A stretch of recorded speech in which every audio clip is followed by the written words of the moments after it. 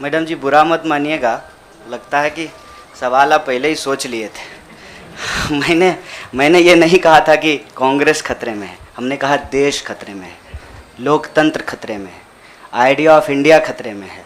आपने वो वीडियो देखा क्या, लाश के ऊपर डांस देखा ना? दिल पसीज गया होगा आपका। आपको नहीं लगा कि मैं इसके लिए कुछ कर पाऊँ, कुछ भी कर जाऊँ जो मैं कर सकती हूँ। आप जब सुनती होंगी कि बलात्कार हो गया है किसी महिला के साथ, आपका गुस्से से जो है ना पूरा शरीर कांप जाता होगा। देश खतरे में है। पार्टियां तो बनती रहेंगी, पार्टियों की कोई कमी है क्या? हर शाम पार्टी होती है इस देश में। पार्टी नहीं बचाना है, देश बचाना है, और देश बचाने की मुहिम में जो पार्टी रहेगी वो पार्टी भी बचेगी। और मुझे इस बात को कहने में कोई दो राय नहीं है। मैंने जितना इतिहास पढ़ा है अभी तक का एनसीईआरटी में जो लिखा हुआ है, अब अगले बार 2024 में क्या लिखा जाएगा नहीं पता। उसमें तो यही है कि देश को आज़ादी जो है वो महात्मा गांधी ने, सुभाष चंद्र बोस ने, सरदार वल्लभ भाई पटेल ने, क्या भाई हार्दिक, इन लोगों ने ही दिलाया ना। यही लोग लड़े थे। जो माफी मांगे वो वीर हो गए। आप सोचिएगा इसको। जो गोडसे को भगवान मानते हैं वो भाषण दे रहे हैं अमेरिका में जाकर के गांधी के ऊपर। हमारे गांव में एक गाना आता था, गांधी जी के भजन करे गांधी के हत्यारा। कितना अजीब लगता होगा आपको। देखिएगा वो फोटो जब हमारे देश के प्रधानमंत्री गांधी पे माल्यार्पण करते हैं। जीवन भर शाखाओं में कसम लिए होंगे कि गोडसे के सपनों का देश बनाएंगे और गांधी पे माला चढ़ा रहे हैं। See, I am not here to save the party. Please, I am respecting you. As a citizen, you can respect my right. देश खतरे में है, और ये सिर्फ मैं नहीं कह रहा हूं, ये मुझे लगता है आप भी सोचते होंगे। समझ रहे हैं, अंग्रेजी का वो फ्रेज है, dancing on dead. Dead body पे कोई नाच रहा है। उस दिन खाना तो नहीं खाया गया। आप सोच के देखिए, आप इस पे विचार करके देखिए। मेरे गांव में अगर किसी की मौत हो जाए तो पूरे गांव में खाना नहीं बनेगा। हजारों लोग मर गए। देखे 71 वर्ष की उम्र में प्रधानमंत्री के लिए सोहर गाया गया। नया बच्चा जब पैदा होता है ना तो पूर्वांचल में सोहर गाते हैं लोग। प्रधानमंत्री बूढ़े हो गए हैं, उनके लिए सोहर गाया जा रहा है। तब जब अभी तुरंत लाखों लोगों की जान चली गई, ऑक्सीजन नहीं मिल रहा था, अस्पताल में बेड नहीं मिल रहे थे। आप में से कोई भी ऐसा इंसान है जिसके कोई जानने वाले नहीं मरे हो इसमें, इस क्राइसिस में? इतना बड़ा क्राइसिस जिसके देश में हुआ हो अभी तुरंत, वो अपने जन्मदिन का जश्न मनाएगा? ये भोंडापन है। इस संस्कृति को बचाने की जरूरत है, और इस संस्कृति को बचाने के लिए मुझे लगता है कि कांग्रेस पार्टी में क्षमता मौजूद है। लोगों को यह बात पसंद हो या ना पसंद हो, हकीकत यह है कि पार्लियामेंट में सबसे बड़ी पार्टी कांग्रेस पार्टी है। इसीलिए इस पार्टी को यह जिम्मेवारी लेनी पड़ेगी, और उस जिम्मेवारी को संभालने के लिए मैं यहां आया हूं। Thank you, News Nation. I'll come to you.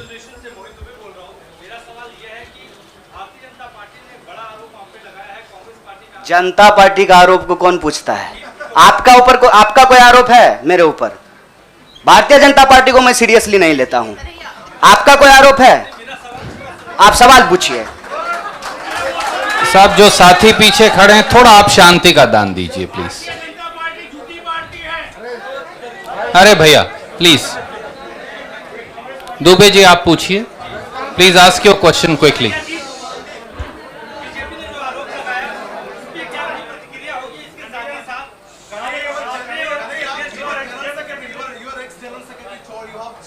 Yeah, please, you cannot interrupt. No, you have to have discipline. My humble request with folded hands. There is no, but yes, I am not Prime Minister. I will take your question. No, don't worry. Democracy means that you should not supersede somebody who is asking question. That's what democracy is. Dubey भाई, आपका सवाल है, news nation से हैं। अच्छा, बारी जल्दी से पूछिए ना। नहीं, और लोगों ने किया, नाम बताएंगे।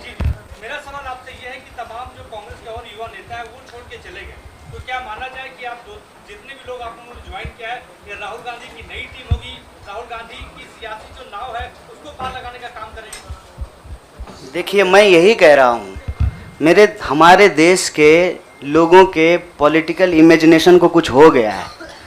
अभी क्या हो गया है मुझे समझ में नहीं आ रहा है। हमने अपनी आपके सवाल को अपने आप लेते हुए हमने अपने पूरे वक्तव्य को रखा। हमने कहीं भी कहा कि हम कोई टीम बना रहे हैं, बीसीसीआई थोड़ी है सर, मतलब टीम बना रहे हैं। मैं कह रहा हूं कि भारत की परंपरा, चिंतन परंपरा, सोच, जिस पे आपको गर्व होता है भारतीय होने के चलते, उस परंपरा को समेटने का, उसको आगे बढ़ाने का काम देश की सबसे पुरानी पार्टी कांग्रेस पार्टी ने किया है। उस पार्टी के पास एक ऐतिहासिक जिम्मेवारी है और इस देश का नागरिक होने के चलते, साथी जिग्नेश ने कहा, यह हमारी भी ऐतिहासिक जिम्मेवारी है कि कल को जब इतिहास लिखा जाएगा तो हमसे भी पूछा जाएगा, दुबे भाई आपसे भी पूछा जाएगा कि जब यह तमाशा हो रहा था तो हम क्या कर रहे थे। हमने वो कहानी सुनी है बचपन में, आपने भी सुना होगा।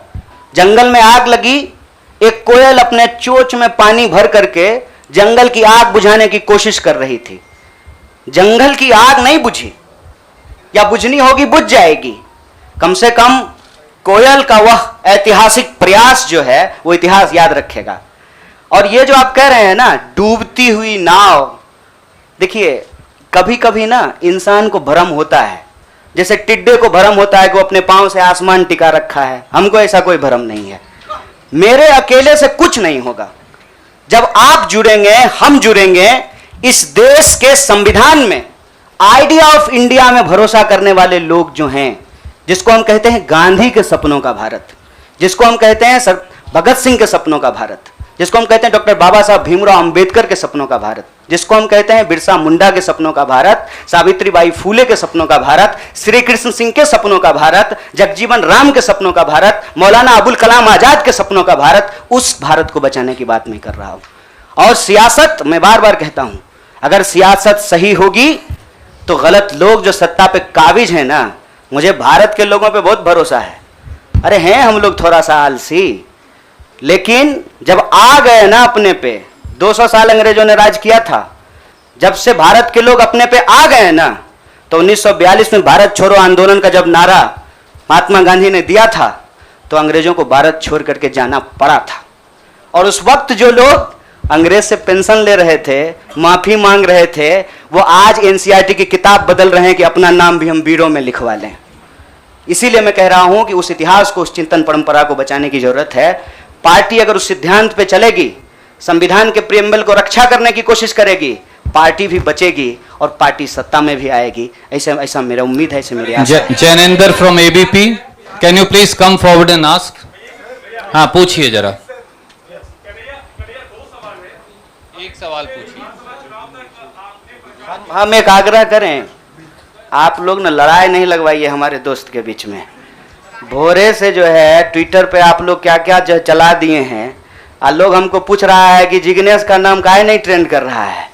मैं आपसे आग्रह कर रहा हूँ, हम ना अलग अलग लोग नहीं हैं, यह मंच आपस में बटा हुआ नहीं है। तो सवाल जो है, सारा तोप का गोला जो है हमारे तरफ ही नहीं हो, मंच के तरफ मुखातिब हो, मैं भी जवाब दे दूंगा। Yes Jainendra ji, please ask your question.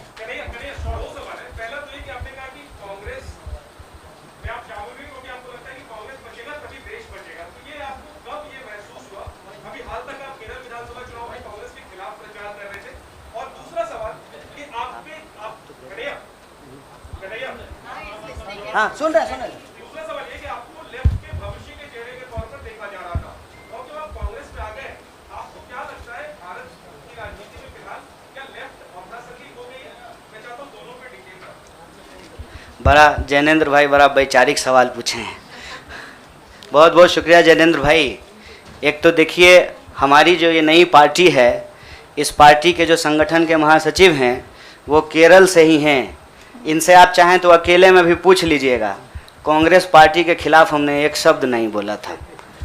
हम कांग्रेस पार्टी के खिलाफ भी बोले हैं, लेकिन केरल के विधानसभा चुनाव में नहीं, जेएनयू के प्रेसिडेंशियल स्पीच में बोले थे।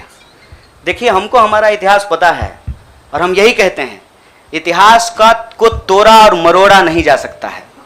इतिहास इतिहास होता है।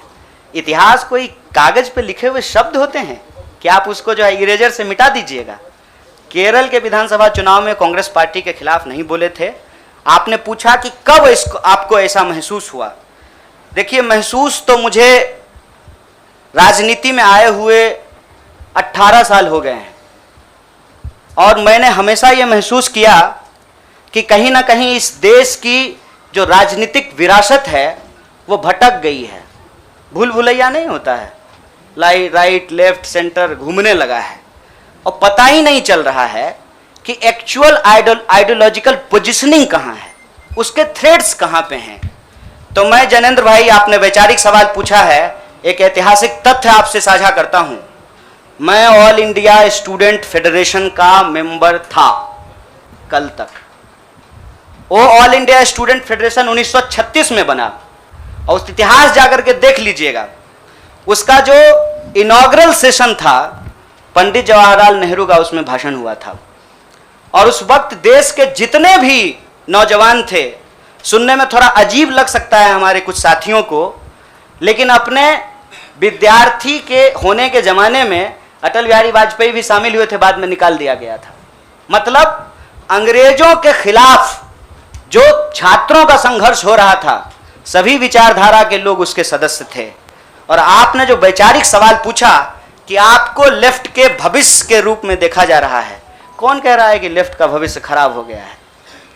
व्यक्ति आते हैं और जाते हैं, संगठन हमेशा व्यक्ति से बड़ा होता है। व्यक्ति की अपनी एक भूमिका होती है, उस भूमिका को वो अपनी क्षमता से निभाने की कोशिश करता है। मैं आपको बता दूं, जहां जिस पार्टी से आप मेरा संबंध जोड़ रहे हैं, मैं वहां पैदा हुआ हूं। मेरे भीतर सोचने, समझने, लड़ने की जो क्षमता है, यह उसके ट्रेनिंग का हिस्सा है और मुझे इस बात का गर्व है। लेकिन वहां जो लड़ने का तरीका है और जिस तरीके से वो लड़ रहे हैं, मुझे लगता है आज जो देश की स्थिति है उसमें उसके स्पीड को बढ़ाने की जरूरत है और जो वैचारिक संकीर्णता है उसको तोड़ने की जरूरत है। मैं आपको एक बात बताना चाहता हूं। मैं अपने कई साथियों से पूछा कि क्या भगत सिंह की जयंती देश के सभी संगठनों को नहीं मनाना चाहिए, और क्या गांधी की तस्वीर सभी संगठनों के कार्यालय में नहीं होना चाहिए? ये हमारा इतिहास है, ये हमारी विरासत है। कुछ लोग बहुत चालाकी से विचारधारा की खोल में यह जो हमारी ऐतिहासिक विरासत और परंपरा है, इसको आपस में उलझाने की कोशिश करते हैं। एक बड़ा पॉपुलर डिबेट है मीडियम और मीन्स का, साध्य और साधन का, हिंसा और अहिंसा का। तो मैं आपके सामने इस सदन के समक्ष यह बात कहता हूं, जब भगत सिंह कहते हैं कि बम और पिस्तौल इनकलाब नहीं ला सकता है, मतलब भगत सिंह हिंसा का निषेध कर रहे हैं, वायलेंस को निगेट कर रहे हैं। और जब बापू कहते हैं, महात्मा गांधी कहते हैं करो या मरो, मतलब वो व्यक्ति के ऊपर होने वाली हिंसा को स्वीकार कर रहे हैं और अहिंसा को निगेट कर रहे हैं। देश की अर्जेंसी क्या है, इस बात को समझिए। और देश की अर्जेंसी यह है कि आप पैदा कहीं भी हुए हों, अगर गांव में आग लगी है, आप अपने दरवाजे के बाहर डंडा लेकर के गेटकीपर बन करके खड़ा हो जाएंगे कि घुसने नहीं देंगे, निकलने नहीं देंगे, तो आपका घर भी नहीं बचेगा, बेडरूम भी नहीं बचेगा। इसलिए समझदारी इस बात में है कि आपसी जो नाराजगी है, आपसी जो वैचारिक मतभेद है, उसको किनारा कीजिए और बस्ती बचाने के लिए इकट्ठा होइए, क्योंकि ये देश हम सबका है। इसीलिए लेफ्ट राइट का जो क्वेश्चन है ना, वो अप्रासंगिक इसलिए हो गया है कि आज आपको वैसे आदमी के साथ सामना करना पड़ रहा है जो हमारे जमाने का गोविंदा है, ड्रेस बदलते रहता है। इसीलिए इस वैचारिक भ्रम में नहीं पड़िए, देश बचाइए, संविधान बचाइए, यही हमारा लक्ष्य है। खबरों में बने रहने के लिए फोरम 4 को सब्सक्राइब करें और नोटिफिकेशन पाने के लिए बेल आइकन दबाएं।